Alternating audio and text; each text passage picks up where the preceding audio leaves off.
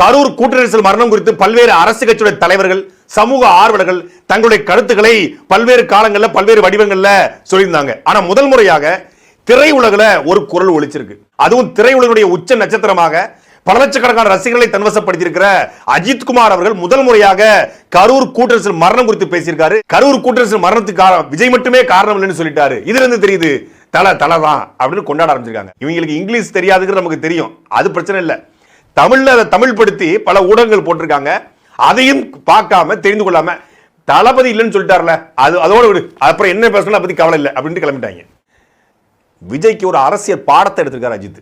கூட்டம் கூட்ட வேண்டும் என்கிற மனநிலை ஆபத்தானு சொல்லி அஜித் செருப்ப கட்டி அடிச்சிருக்காப்ல. இதுவரைக்கும் அஜித் அவர்கள் குறித்தும், அஜித்துடைய குடும்பத்தை பத்தியும், அஜித்துடைய பிள்ளைகளை பற்றியும், அவருடைய மனைவியை பத்தியும், அவருடைய படங்களை பத்தியும், அவருடைய கேரக்டர் பத்தியும், அவருடைய ஸ்போர்ட்ஸை பத்தியும் அவ்வளவு இழிவாக எழுதி கொண்டிருந்த இந்த தாவேக்கா தற்குறி கும்பல், விஜயனுடைய ரசிக குஞ்சுகள், இந்த அணில் குஞ்சுகள் நேத்துல இருந்து தலை போல வருமாங்கிற பாட்டை தான் ரிங்டோனா வச்சிருக்காங்க.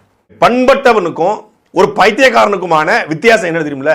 ஒட்டுமொத்தமா தூக்கி தமிழ்நாடு முதலமைச்சர் தூக்கி போட்டாரு விஜய். பண்பட்ட ஒருத்தர் என்ன சொல்றாரு, இதற்கு நானும் பொறுப்பு. கரூருக்கும் இவருக்கு சம்பந்தம் இல்லை. இதுதான் பண்பட்டவனுக்கும் பைத்தியக்காரனுக்குமான வித்தியாசம். என்ன? அவன் அடுத்த மேல பழிய போடுவான், இவன் தானும் சேர்ந்து. இதை விஜய் பேசியிருந்தாரு வச்சுக்கோங்க, விஜய் சூப்பர் அப்படின்னு கொண்டாடிக்கலாம்.